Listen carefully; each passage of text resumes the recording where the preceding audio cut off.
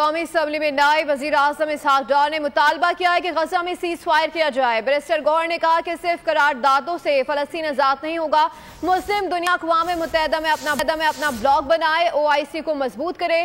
سابق وزیر اعظم راجہ پرویز اشرف نے کہا یہ اسماعیل ہانیہ کا قتل نہیں بلکہ عالمی اخلاقیات کی دھجیاں اڑائی گئیں۔ عبدالغفور حیدری بولے کہ شہید اسماعیل ہانیہ ایک شخص نہیں، ایک تحریک تھی، بہت ساری سیکیورٹی کے باوجود انہیں شہید کیا گیا۔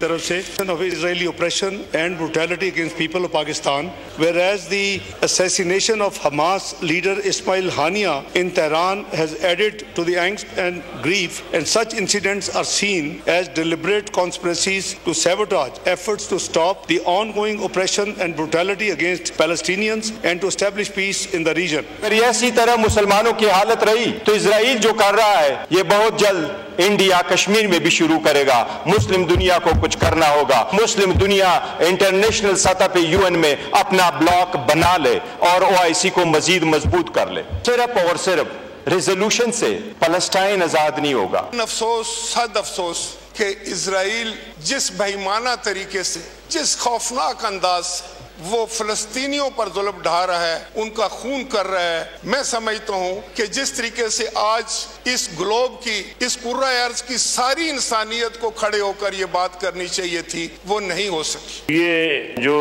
اسماعیل ہانیہ کی شہادت ہے وہ امت کے لیے، پوری امت کے لیے ایک بہت بڑا ثانیہ ہے۔ اللہ ان کی شہادت کو قبول کرے اور ان کے خون سے ایک ایسا انقلاب ہو کہ اسرائیل نیست و نابود ہو جائے۔ سبسکرائب کریں اور بیل دبائیں تاکہ کوئی خبر رہ نہ جائے۔